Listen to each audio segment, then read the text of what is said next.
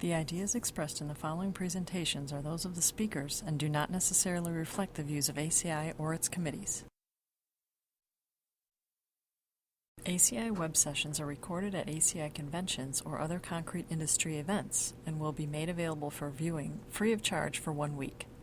Thereafter, they will be archived on the ACI website or added to ACI's online CEU program, depending on their content.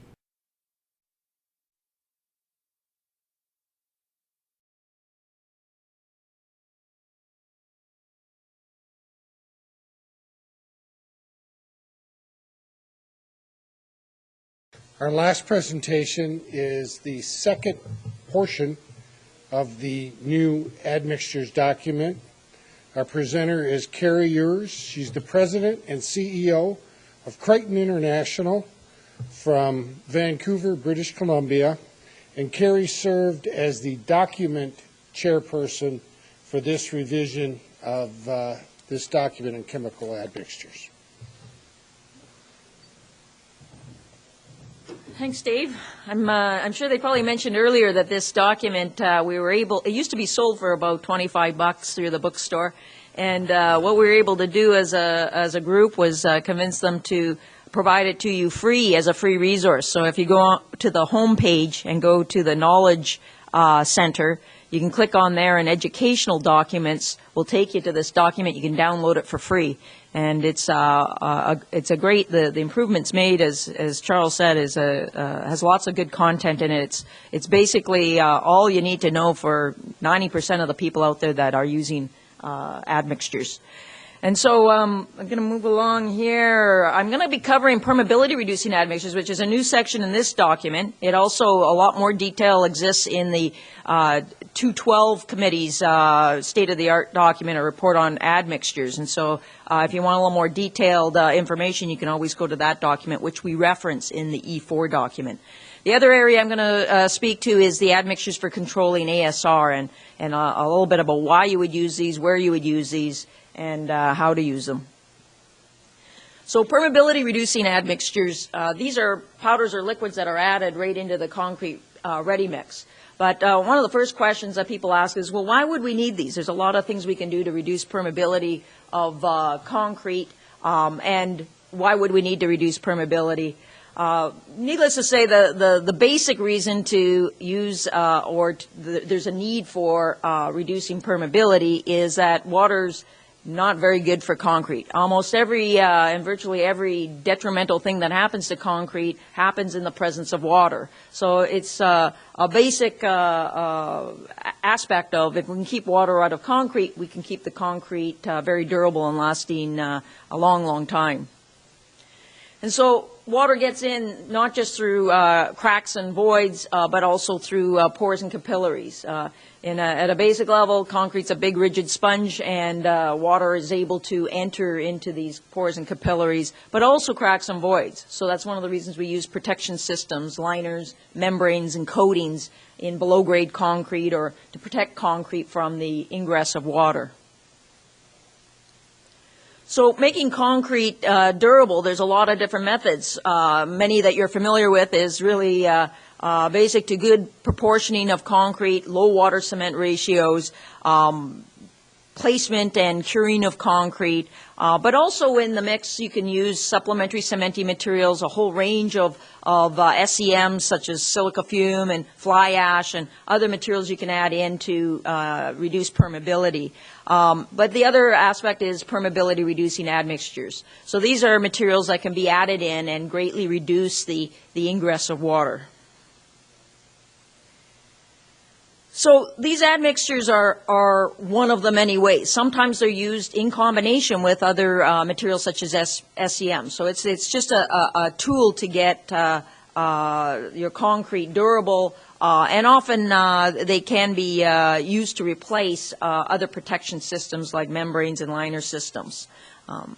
They're often used or referred to as integral systems as well. Some of the advantages is obviously we want to keep water out and keep it away from the reinforcing steel. But as well, it's added advantage in time of construction, so constructability. So where contractors are using these is where they can increase the or decrease the time of construction.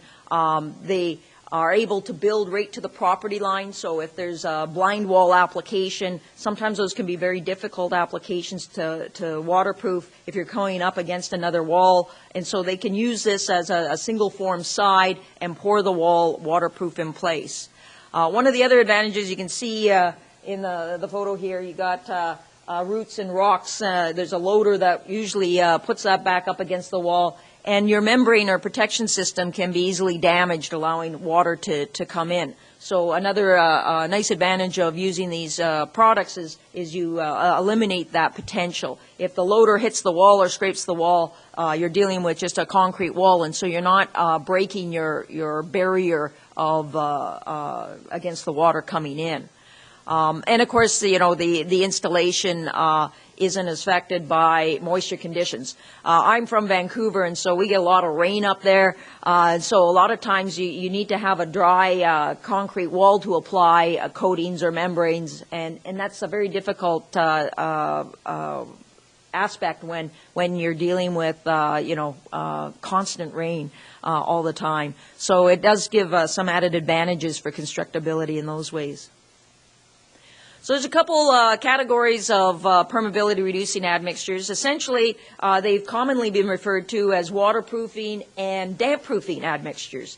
And damp-proofing admixtures were used to eliminate wicking or water from absorbing into the concrete, usually above grade. Things like pavers or concrete roof tiles, these types of things to reduce efflorescence and to prevent the uptake of water. And in the waterproofing area, it's used for below grade against hydrostatic pressure, many stories of water under pressure, or in tanks or civil engineering structures where you want to keep water from entering the concrete under pressure. The Committee 212 has coined these damp-proofing and waterproofing products, permeability-reducing admixtures for non-hydrostatic pressure and permeability-reducing admixtures for hydrostatic pressure, or PRON and PRA. The benefits include, of course, keeping water out, which also keeps chemicals from entering the concrete, steel corrosion, reduce efflorescence, as I mentioned. In some cases, some of these admixtures can do multiple functions. They can reduce drying shrinkage and improve other aspects of the concrete, including freezing and thawing resistance, as well as flowability or workability of the concrete. And in certain types of admixtures, they can also have a self-sealing effect or enhance the natural endogenous healing of concrete to seal cracks after the concrete's hard. So prawn materials are used for non-hydrostatic conditions. They're commonly water repellent admixtures. They're made up of fatty acids or globules, sometimes silane siloxane type materials that are added to create water repellency. There's also fine particles or fillers that are used to react in the pores, and they will improve the water resistance of the concrete to a certain degree. They're used, as I mentioned, in pavers and roof tiles, but pretty much concrete where you're going to have incidental water on it, not below grade or underwater conditions. On the other hand, the PRA materials, the ones used for hydrostatic pressure resistance or waterproofing applications, they're typically a hydrophilic crystalline type material which grows through the pores and capillaries of the concrete and jam themselves in there. So under a higher water pressure, they don't dislodge in that environment. And that's the basic difference between a prawn and a PRA is that the PRAs are waterproofing. They can hold up against many stories of water over a long period of time and keep back water and chlorides, where the prawns will typically initially have some water resistance to pressure, but then they will succumb because the water dislodges the materials out of the pores and capillaries.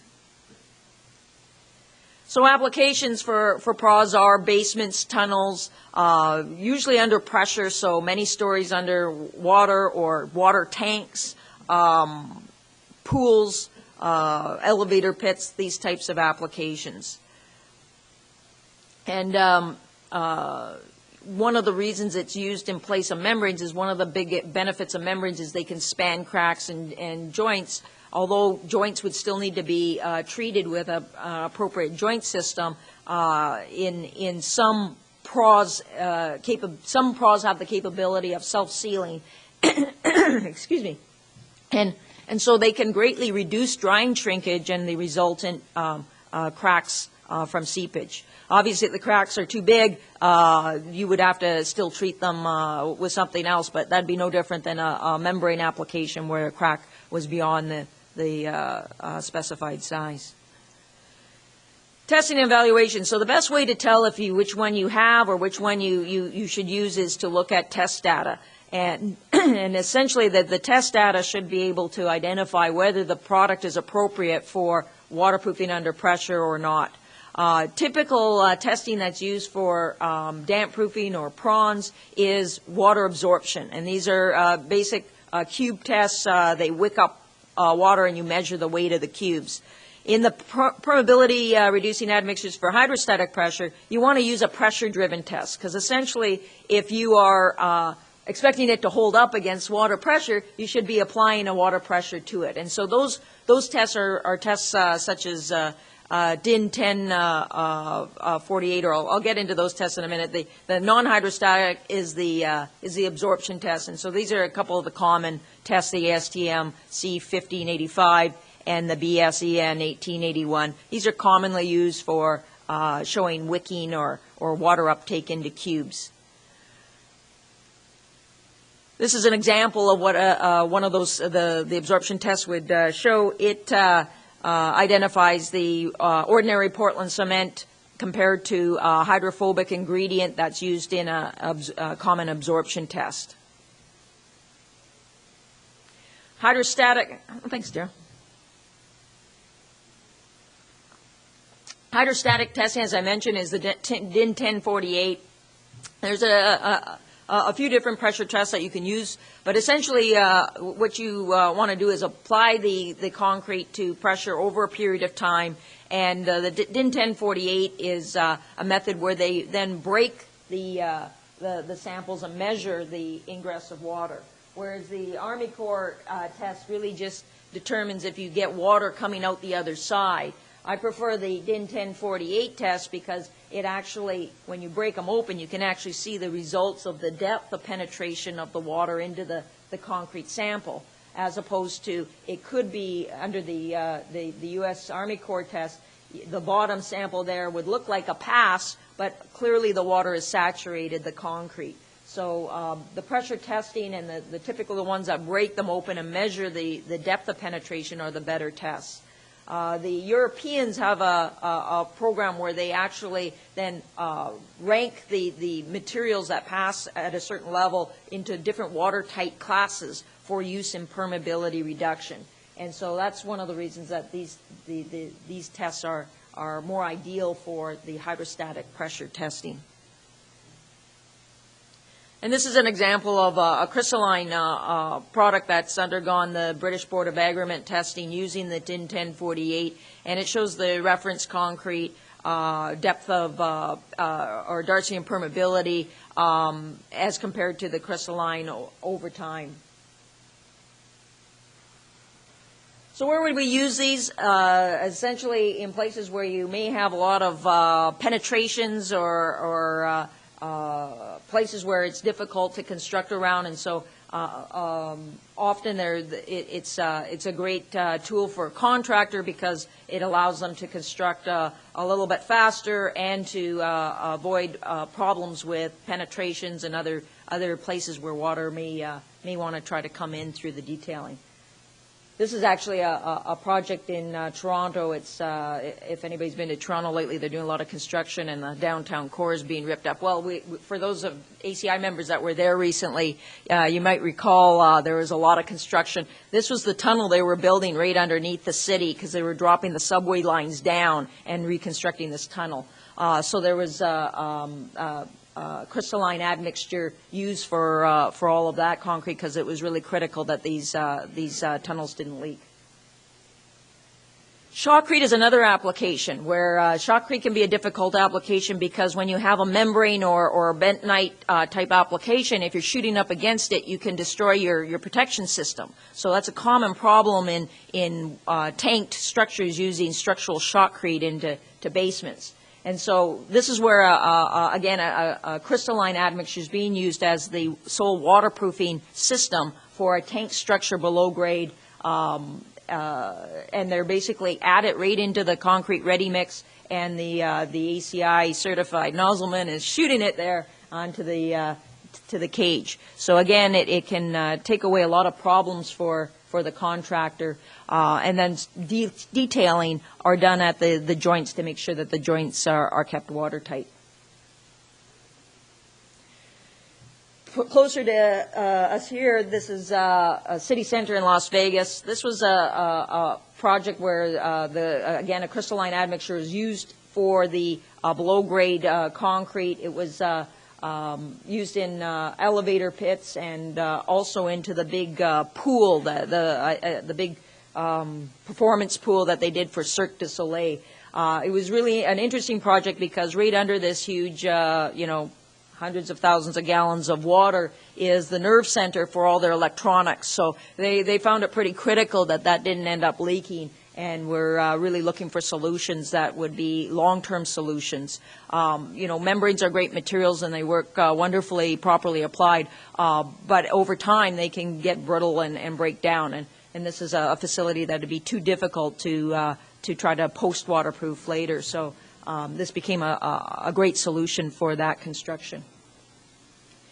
And then overseas, this is Marina Bay Sands. If anybody's been to Singapore, they might know about this project. It's they actually built an island. They reclaimed land because they didn't have a lot of land, so they created an island out of the ocean, and then they dug a big hole into it to build Asia's largest casino complex called Marina Bay Sands. And it was 80 feet below grade on the reclaimed land, and they used crystalline admixture for waterproofing 60,000 cubic meters of concrete as the sole waterproof system. And so it's a tanked building. It's basically, the basement is like a big tank, and it's holding back the water and working perfectly for their application. So a real solution for them. So in summary, permeability reducing admixtures, essentially increase the durability of concrete. So I didn't get into a lot of the chemistry and the chemical resistance, but a lot of times in different types of applications, you're looking for improved resistance to chlorides or sulfate ingress, and different products can do different things to assist in improving those characteristics. They're alternative to surface applied materials. So very basically, they create economy for the construction, both in speed and labor, but they also can give a long-term permanent waterproofing result so that the maintenance over time can be greatly reduced. There's a diverse range of materials. And essentially, there's many manufacturers of these products. So the key to these, the guide in 212 and the resultant E4 document is to really give guidance to people to seek out the testing and to know what questions to ask. And evaluating the PRAs. Based on, what is it that you're trying to do. So there's lots of good products if you're just simply looking for some improved water resistance and repellency. Moving on to ASR, some of you may be familiar with alkali silica reactivity. Very basically, I'm going to talk very briefly about, this is a new section that talks about admixtures for controlling ASR. ASR is also known, I'm from Canada, as AAR, or alkali aggregate reactivity. But essentially it's the same thing. It's when water,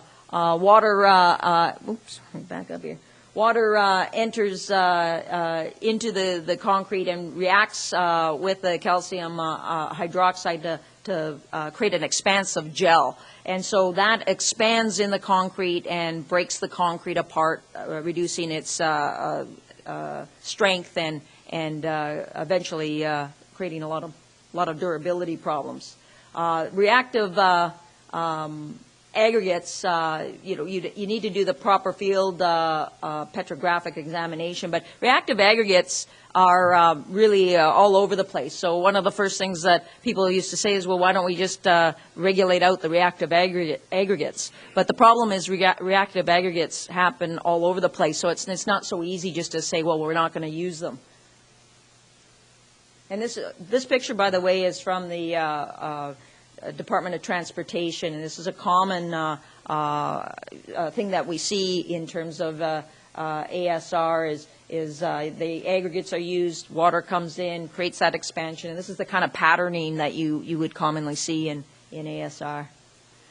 So there's a lot of ways you can stop it. Of course, the don't use the wrong aggregates, but that's a real tough one, as I mentioned. You can limit the alkali in your concrete, which is being done, and that's specified in places. But of course, alkalinity is a natural protector for steel, so I don't know why you'd ever want to do that in structural concrete. Use of appropriate SEM, so good type F fly ash. There's been lots of presentations on different types of fly ash or slag cements that mitigate ASR. So there is a lot of materials that, when used in a proper dose, can and have shown results. And use of lithium admixtures. So that's what I'm going to talk about. Why would we use these? Where would they be used? And how do we use them? Combinations of these things together can render your concrete resistant to ASR or AAR. So it may not be that you're relying on any one solution, but it's good to know what they are. So the most common admixture is lithium admixture or lithium nitrate, and that's used in a solution into the concrete. So it's expressed in terms of a percent in a standard dose, which is equal to 0.55 gallons per pound of alkali supplied by the Portland cement, and it's added during the batching. So this is a liquid admixture that's just added right in during the batching. So it's been used throughout the United States and abroad. Its effects on the fresh properties is that it can act as an accelerator, but otherwise you would find most of the other fresh properties would remain the same. I know that Charles also has a lot of experience in this area, and so he might have some comments about his experience as well.